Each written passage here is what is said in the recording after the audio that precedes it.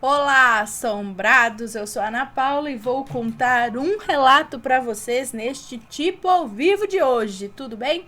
Espero que esteja tudo bem. Deixa eu ajeitar o cabelinho. Para quem não conhece, nós somos o canal Assombrado. Temos vídeos todos os dias no canal. Todas as noites tem relato ao vivo entre 10 e 11 horas da noite. Todos os dias às 11 da manhã tem relato também. Tem tipo ao vivo de segunda a sexta, coletânea de relatos no sábado e coletânea temática de relatos no domingo.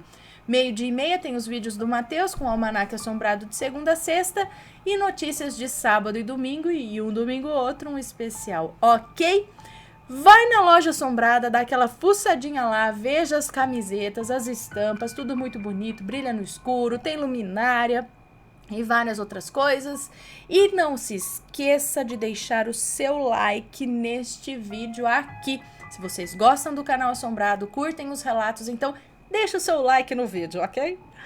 Bom, vamos para o relato, que é um relato longo, tá? E ele é continuação, parte 2 de um outro que eu já contei aqui. O nome do relato é que não coube aqui, né, para eu escrever certinho, mas é O Homem que Me Levou para Visitar Várias Encarnações Passadas, parte 2. Vamos lá. Olá, Ana, minha linda, espero que ao ler mais este relato, você e sua família linda estejam bem, com muita proteção, saúde e luz em seu lar. Muito obrigada. Eu sou a Beltrana, lembra? E como vi que você e a maioria dos assombrados nos comentários pareceu que gostaram do relato, eu resolvi então mandar mais uma pequena parte de minhas descobertas e crescimento reencarnatório da minha infância. Mas antes de começar, eu gostaria de esclarecer alguns pontos, questionamentos que alguns assombrados deixaram em seus comentários. Eu tive uma prova da minha memória de muito tenra idade, narrando, numa reunião em família aqui em casa, um tombo que o meu tio predileto me fez sofrer. Ele tinha um carrinho de caixote de rolimã, que ele trabalhava fazendo carretos em feiras livres. Muito comum naquela época. Os meninos fabricavam esses carrinhos justamente para fazer carreto nas feiras livres. Eu lembro que faziam fila no começo da feira e ofereciam para as donas de casa carregarem as compras até suas casas, cobrando uma pequena taxa. Esse meu tio sempre me amou muito, é coruja comigo até hoje. Ele forrava o carrinho com travesseiros e colchas, tudo branco. Me colocava lá dentro, no meio, e eu afundava em coisas macias. Saía para passear comigo no carrinho. Ele saiu da casa da minha avó para me levar em casa. Era uma outra casa, a primeira que os meus pais moraram, assim que casaram. E ele estava correndo. E algo que lembro que eu adorava é algo que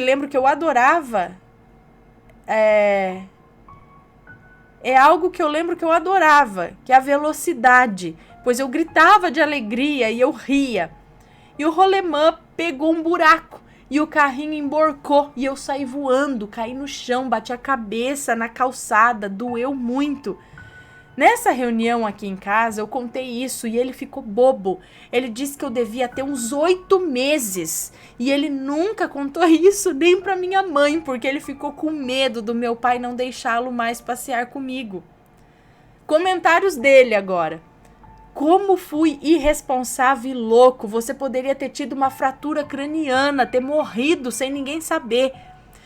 Ele devia ter no máximo uns 12 ou 14 anos. Com isso, eu vi que tudo o que eu lembrava realmente era verdadeiro. Bom, eu não enviei o meu relato para convencer ninguém a acreditar em reencarnação. Minha pretensão foi a de que, se existisse alguém que estivesse passando por algo semelhante ouvindo o meu relato, pudesse ser ajudado, principalmente emocionalmente, psicologicamente e, é claro, espiritualmente, ser esclarecido.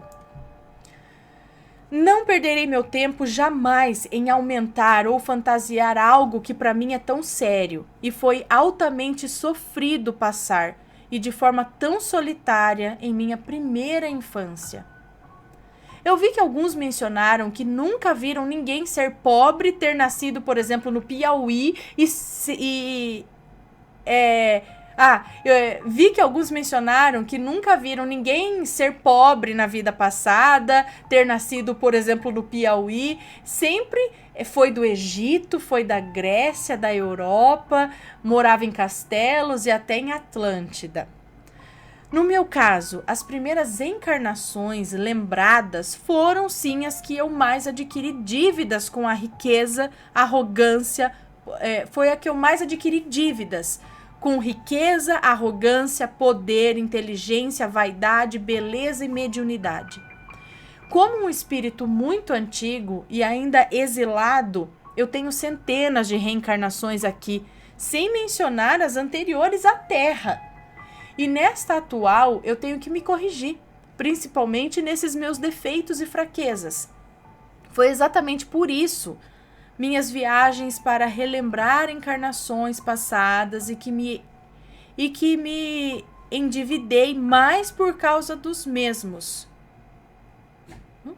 Tive uma oportunidade maravilhosa e importantíssima revivendo essas experiências, servindo como alerta e ainda trazendo a lembrança, depois dos desdobramentos, guardá-las na memória, até hoje, e ao mesmo tempo ter um olhar distanciado de mim mesma para valorizar o que realmente é importante, que é a família, o amor, o carinho, conhecimento e consciência. Em muitas vidas das quais recordei, eu tinha beleza, eu tinha dinheiro, eu tinha poder, tinha mediunidade. Eu fui pitonisa em 2 delas, mas eu terminava sozinha pelos erros e excessos que eu cometia. Reflitam para entenderem o porquê dessas recordações. Numa delas me tiraram tudo e para sobreviver muito jovem eu virei prostituta. Em outra, fui responsável por sofrimentos coletivos. Em outra, eu fui dona de bordel. Em outra, eu morri nas ruas, mendiga.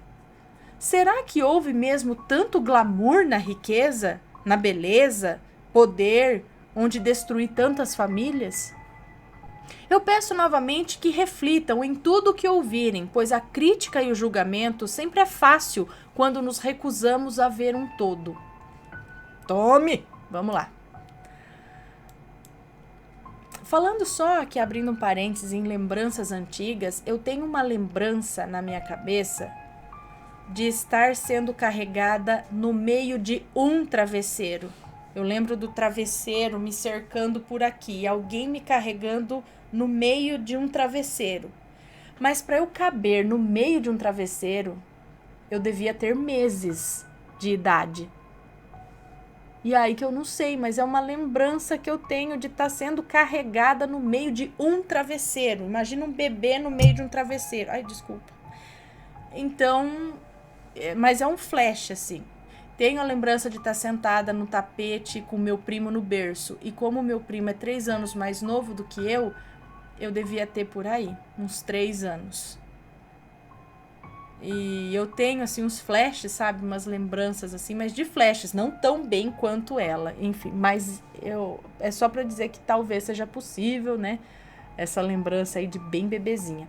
Bom, vamos lá.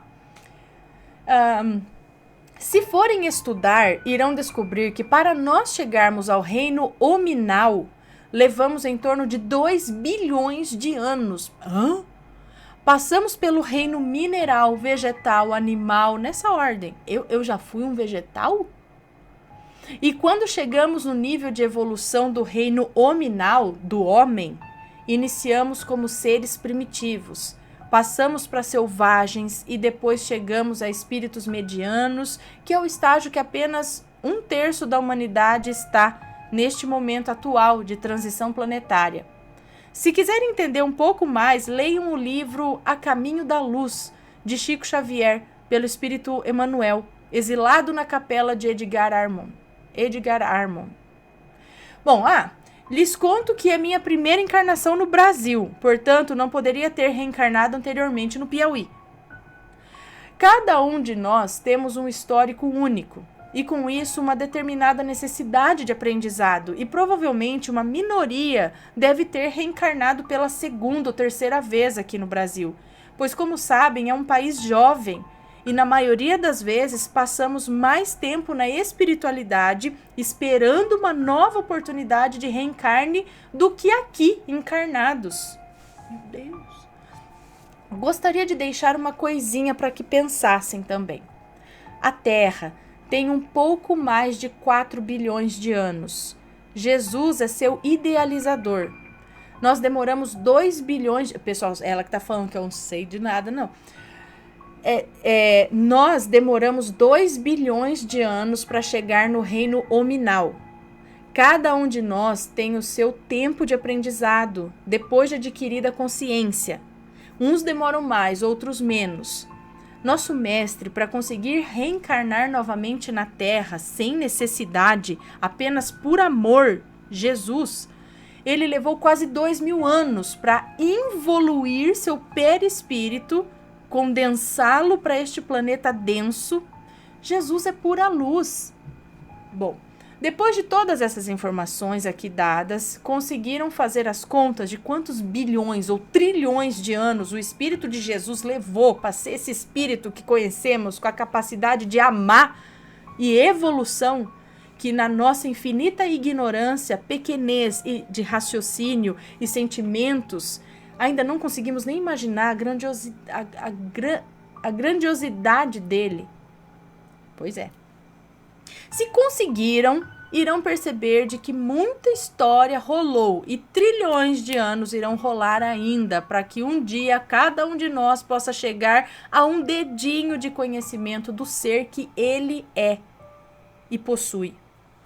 Vejam que somente analisando assim conseguimos perceber a nossa insignificância, pequenez diante dele e que somos a bactéria existente no micróbio que vive na ponta de um alfinete e mesmo assim ainda estamos sendo arrogantes nessa comparação quando pensamos nele. Depois desses esclarecimentos, eu inicio a parte 2 do relato. Agora sim, vamos lá.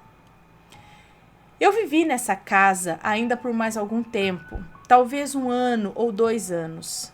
Ela tinha 2 cômodos, quarto e cozinha, e o banheiro. E o banheiro era no quintal, dividido por 5 famílias. Ela era na mesma rua da casa dos meus avós maternos, que sempre fui muito apegada. Todos os dias pela manhã, o sultão, o meu cão guardião, ele vinha me buscar para eu ir para a casa da minha avó. A distância deveria ter uns 70 metros, devia ser uns 70 metros. Nesse quintal eu tinha 3 amiguinhos. Irei chamá-los de Luizinho, Paulinho e Zezinho. Cada um de nós de uma família. Brincávamos muito e também brigávamos bastante. Eu era estilo Mônica. Eu inventava brincadeiras, mandava e batia se era contrariada. Eu era a mais velha, então sempre ganhava as corridas de triciclo, pega-pega, esconde-esconde. Eles roubavam e eu ficava muito brava e eu saía dando tapa e vinha os 3 pra cima de mim e eu era grande e gordinha, sempre fui maior do que os da minha idade e eu virava ninja porque tinha que me defender. Depois eles saíam chorando, chamando as mães, dizendo que eu tinha machucado. Todas as mães iam defender seus rebentos e eu ia pra minha mãe e ela dizia: "Se vira, você sabia o que ia acontecer, agora não chora." Ela nunca se metia e eu ficava louca da vida. Eu brigava com ela, arrumava a minha malinha da Varig, porque o meu pai trabalhava numa fábrica de bolsas e malas promocionais, e ele tinha trazido uma delas para casa. Ele usava quando viajava a trabalho por um dia. E eu amava aquela malinha, era ideal para mim. Enfim, eu arrumava a mala todos os dias e fugia para casa dos meus avós. Mas antes de sair eu dizia: "Vou embora e nunca mais volto. Você não gosta de mim, só minha avó gosta." Típico. Mal sabia eu que a minha mãe me ensinava a ser responsável por meus atos e independente em minhas decisões. Viu, a sua mãe estava sendo correta. Quando chegava no portão, o sultão estava à minha espera. Chegava na minha avó e chorando eu dizia: "Minha mãe brigou comigo e me bateu sem eu fazer nada, avó. Só você gosta de mim." Soluçando. Minha avó, maravilhosa, me afagava e dizia, me pegando e sentando no colo: "Vem cá, filha, o que fizeram com você? Já fugiu de novo?" E aí me dava bolo, porque sempre tinha bolo na casa da avó, né? comia com café, que adorava, e assim que terminava o lanche, eu começava a busca no baú de tesouros do quarto dela.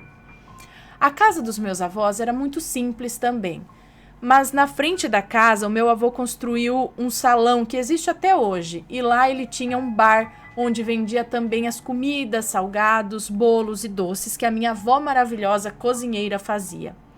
Minha avó trabalhava muito, era minha melhor amiga e sempre me dizia: Fia, estude, trabalhe, nunca dependa de ninguém. Fia, estude, trabalhe, nunca dependa de ninguém. Espere para casar. Se forme, saiba escolher um bom homem. Esse bom nunca apareceu. Bom, meu avô era um homem forte, descendente de espanhóis, austero, mas que comigo se derretia e fazia minhas vontades. Brincava, corria, arrumava encrenca com os meus tios, corria pro bar, entrava atrás do balcão, beijava ele, abraçava e ele me perguntava o que minha filha quer. Guaraná, avô, e um doce. Eu não tomava água lá, perceberam por quê? Eu era gordinha, né? Só tomava refrigerante. Ter avós é a melhor coisa do mundo. À tarde, minha mãe me buscava, dava banho, me vestia um vestido sempre lindo, quase sempre branco. Voltávamos para casa da minha avó e à noite meu pai chegava, passava na minha avó, me pegava no colo e me levava para casa. Este momento era para mim o mais feliz e prazeroso que eu tinha. Enlouquecia meus tios pegando os papagaios deles, figurinhas, bolinhas de gude, empinava papagaio com eles, jogava bafo, que é um jogo de virar figurinha. Bolinha de gude, quando faziam balões, eu furava muitos. Eu fui terrível, a famosa Maria Moleque, mas a minha infância foi maravilhosa até aqui. Então meus pais puderam mudar para uma casa de 3 cômodos e banheiro dentro de casa, num bairro vizinho, Vila Maria. Meu pai, além de trabalhar agora com vendas na fábrica, ele comprou um Fusca branco e colocou na praça. E aos domingos ele trabalhava com a tia da minha mãe na banca da feira, vendendo sapatos, e foi na casa de baixo dessa tia onde ele alugou. Na realidade, era como um porão, e no fundo do quintal tinha outra tia que morava num quartinho. Essa tia era mãe de uma prima maledite, uma Catarina e uma peste, que dá um outro relato onde quase perdi minha mãe. Bom, nessa casa chorava muito de saudade de todos. Eu não podia mais fugir para a casa da minha avó, não tinha mais amigos, nem quintal, apenas uma escada e formigas que me distraíam, pois passavam muitas na escada e eu ficava observando, matava uma formiga, brincava com elas na minha mão, até ser picada, e depois as colocava numa boca de fogão, acendia. A psicopata das formigas, gente. Pra saber como que era o comportamento delas num lugar quente, vê-las queimando. Não foi à toa que eu fui estudar psicologia, tá? Queria saber o comportamento das coisas. Até um dia em que pareceu-me ouvir alguém me dizer: e se fizessem isso com você? Se quiserem todas se vingarem de você? Minhas experiências pararam naquele dia. Não fiz mais isso com as formigas. Não passou-se muito tempo e comecei a ter pesadelos de perseguições. Homens de uniformes sempre me perseguindo. Eu fugia muito, me escondia com outras crianças e um casal. Acordava sempre sobressaltada. Eram sonhos horríveis. Tinha bomba, destruição. Eu sonhava com desabamentos. Às vezes me via presa e outras tirando pessoas de escombros.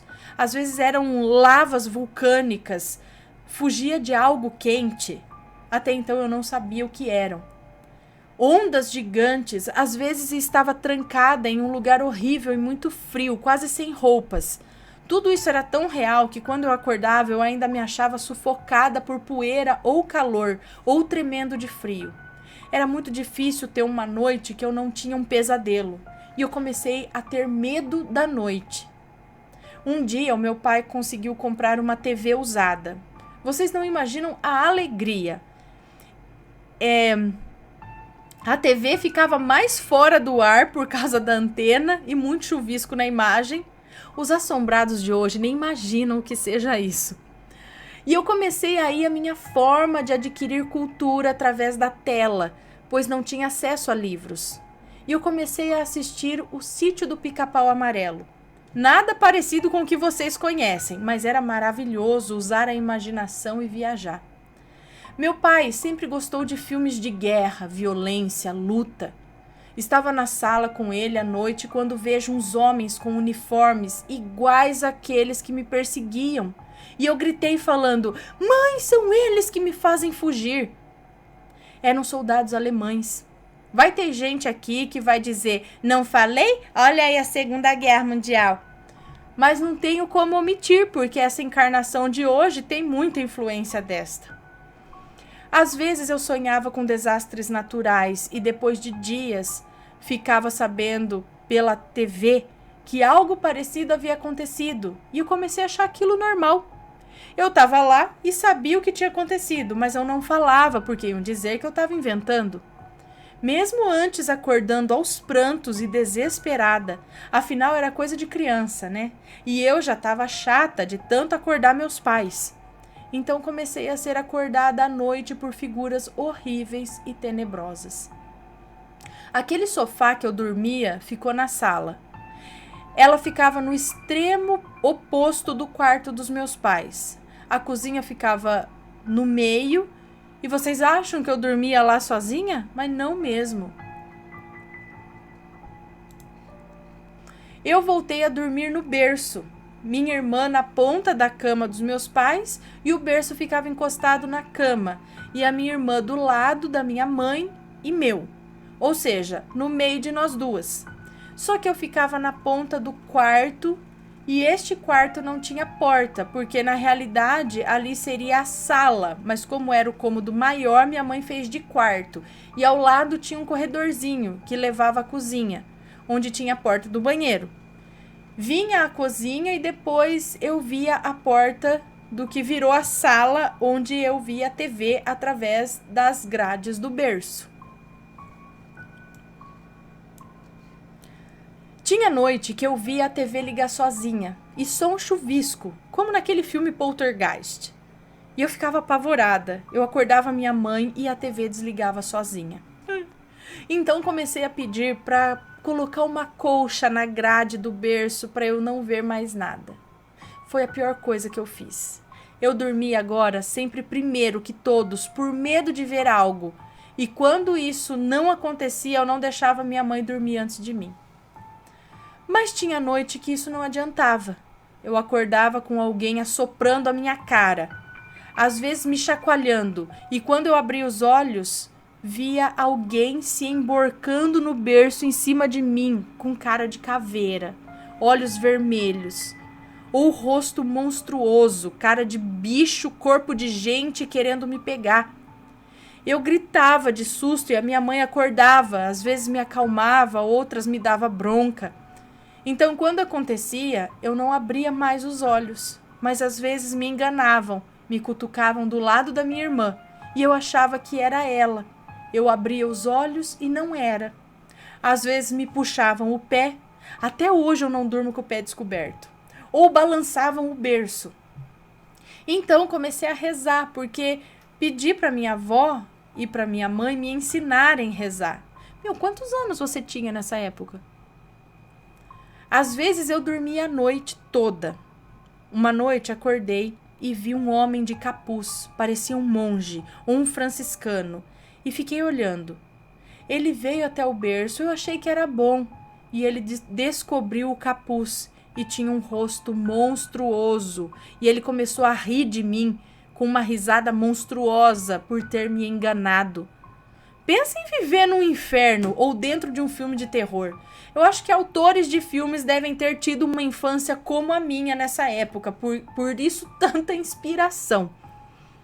Meu pai adorava sextas-feiras à noite. Meu pai adorava às sextas-feiras à noite ver um filme com o Zé do Caixão. Aquela música me apavora e eu saía correndo da sala de mãos nos ouvidos para abafar o som. A tia que vivia ao lado, no quartinho, começou a ficar louca, paranoica. Era o que eu ouvia a família dizer. Depois que começou a ir na igreja, numa certa igreja, Ela via homens de preto sempre a seguindo. Eu gostava de ficar com ela naquele quartinho porque tudo dela era pequeno, até as panelas. Era como se fosse um mundo de criança. Ela me contava histórias e às vezes eu a via conversar sozinha. Mas teve um dia que eu vi um homem de preto no portão chegar com ela e depois ele entrou. E às vezes à noite ele batia na parede. A outra tia, dona da casa, ficou muito doente. Ficava internada no Hospital das Clínicas. Varizes no estômago. Era uma mulher muito bonita, elegante, fina e super independente. Na realidade, quem comandava os negócios era ela. Era a melhor de vida financeira da família. Ela era a cabeça. Seu marido era mais submisso. Tinha um filho do primeiro casamento, moço muito bonito, mas problemático. Muito ciumento da mãe com a prima e não gostava do padrasto. Muito rebelde e revoltado. E ele desencarnou cedo, se tornou alcoólatra e usuário de drogas. Chegou a morar numa favela, foi triste. E criava uma sobrinha, devia ter uns 12 ou 14 anos, que eu brincava muito com ela durante o dia, quando a minha tia não estava, e ela já havia terminado de limpar a casa. Enfim. Essa tia era muito rígida, não gostava muito de mim, mas adorava minha irmã. Moramos ali 1 ano e meio. Minha mãe engravidou do meu irmão e a minha tia desencarnou. Nós finalmente mudamos de lá para uma casa com quintal, ensolarada, mais próximo dos meus avós e mais próximo ainda dos meus avós paternos. Com uma vizinha super boazinha, também no mesmo quintal, e com uma menina linda, uma bebê, que no começo eu era apaixonada por ela, até ver o quanto ela era mimada e chorona, principalmente quando eu ficava algum tempo tomando conta dela para a vizinha fazer alguma coisa na rua. Mas compensava quando eu comia coisas gostosas dela. Eu era terrível. Ali voltei a brincar. Fiz amizade com os sobrinhos da vizinha. Toda vez que eles, um menino e 2 meninas, iam lá, nós brincávamos muito.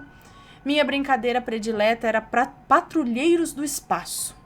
Meus tios tinham um brinquedo de bloquinhos e palitos de madeira que podíamos montar várias coisas. Só dependia da nossa imaginação. E fazíamos pistolas de laser.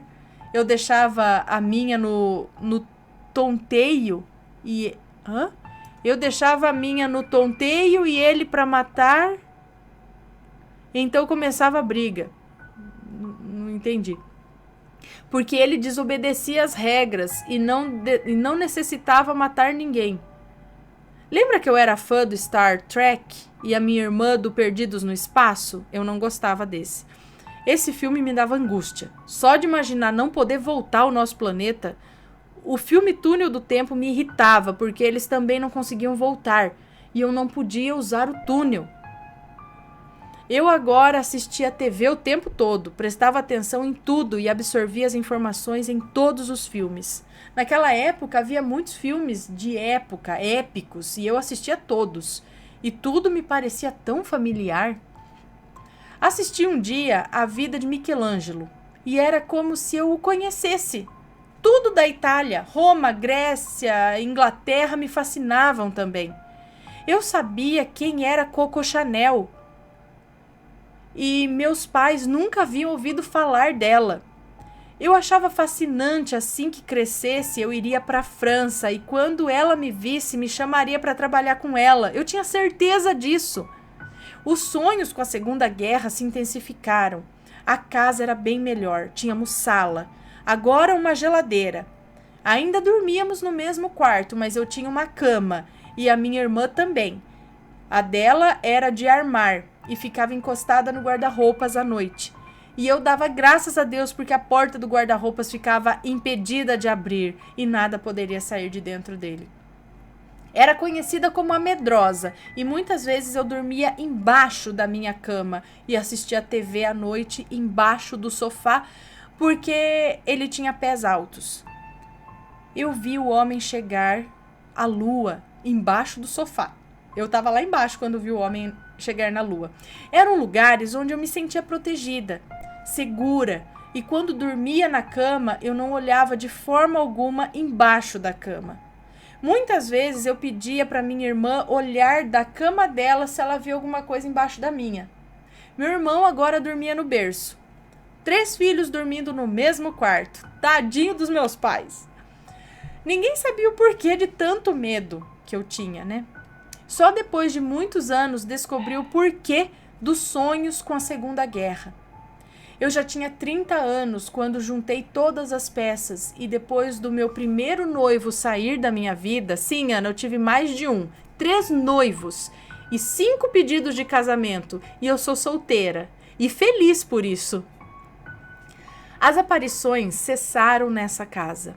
Somente esses pesadelos da guerra continuaram. Eu fugia de soldados, eu tentava salvar 3 crianças, mas era sempre pega. Mas era chá de camomila comparado ao que eu havia passado. Ficamos muito felizes com o nascimento do meu irmão. Começou a ascensão financeira do meu pai. Mudamos para um sobrado na rua de cima dessa casa. Lá, eu e minha irmã tínhamos um quarto só nosso. Uma cozinha com armários, fogão e geladeira, tudo vermelho. Última moda na época. Cortinas de parede inteira e meus pais um lindo dormitório novo, num sobrado novinho e com a gráfica do meu pai no salão embaixo do sobrado. Mas foi aí que entre 1971 e 1972, a Marlene Dietrich, marvada, meu tio dizia que era mais que malvada, maledita, tenebrosa, a Maledite entrou de forma funesta em nossas vidas. Mas esse dá um relato também longo e quando a Umbanda é quando a Umbanda salva minha mãe. Bom, espero que não tenha sido maçante por ter sido tão longo. Eu precisava colocar detalhes para que entendessem muitas coisas e se posicionassem em tempo e espaço. Gostaria que os assombrados soubessem que tudo o que passamos tem um porquê e tudo é para aprendizado, fortalecimento, crescimento, evolução. Recordando todos esses eventos para escrever este relato, percebo o quanto mudei e amadureci desde a minha encarnação na França, na Segunda Guerra. O quanto resgatei. Não pensem que é fácil ter noção do seu passado. Causa confusão de personalidade e pertencimento. Saibam que nessa vida todos nós somos nossa melhor versão de todas as vidas.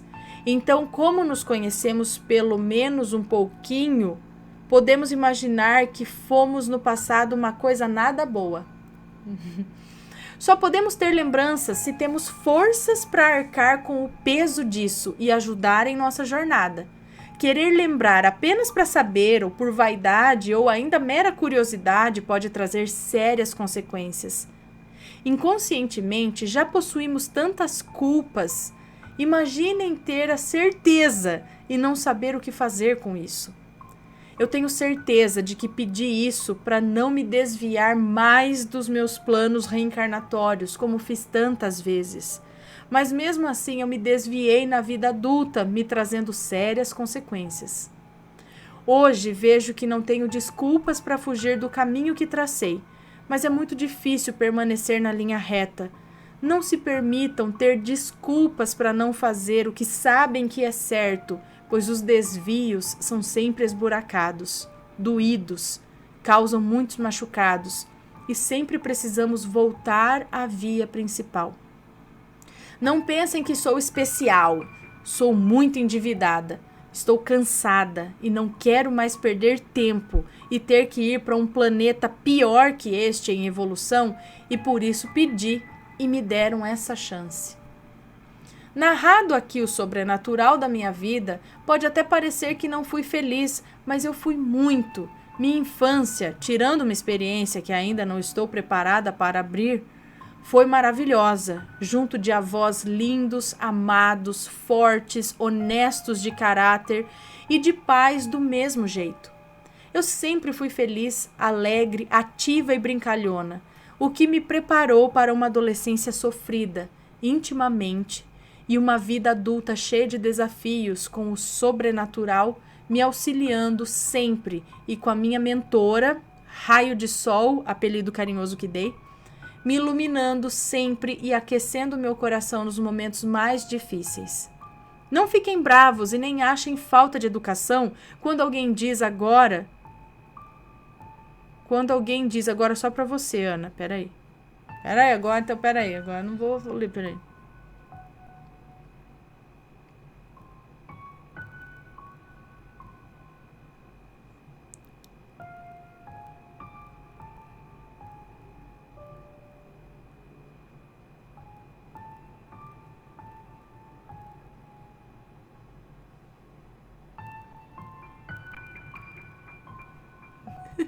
Agora eu não sei se eu leio ou não leio essa parte, enfim. Ah, tá. Ah, não. Oi, demorei pra entender, meu Deus. Peraí. Não fiquem bravos, vou ler pra vocês. Não fiquem bravos e nem achem falta de educação quando alguém diz, agora é só pra você, Ana. Quando escreverem um relato, entenderão e curiosidade matou um gato. Aprendam que mesmo expondo determinadas partes da vida, também é necessária a privacidade de um parágrafo.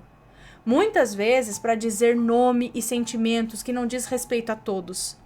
Segredos de liquidificador, como dizia o Cazuza. Fiquem com Deus, meus jovens amores assombrados, estudem sem preconceitos, conheçam todas as religiões. Eu fiz isso, agora estou conhecendo a muçulmana. O conhecimento liberta e nos ajuda a amar verdadeiramente. Orai e vigiai para que suas vidas tenham sentido.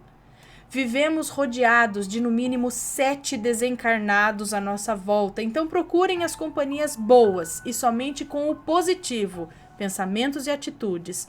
Somente com o positivo podemos atrair o bom. Se for lido antes do Natal e Réveillon, desejo a vocês um Natal repleto de paz, união familiar, amor e lembre-se que estão comemorando o aniversário daquele que mais nos ama e nos compreende. Um 2020 cheio de muito aprendizado e evolução. Na hora da ceia, convide o aniversariante e agradeçam por tudo. Um Feliz Natal! Ho, ho, ho. Passou um pouco do Natal, mas tudo bem, levamos isso para o Ano Novo.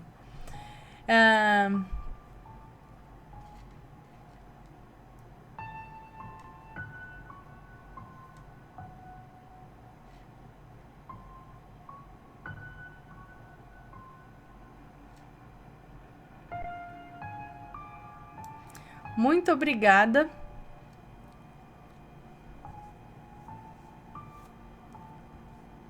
Muito obrigada pela sua história, sua experiência.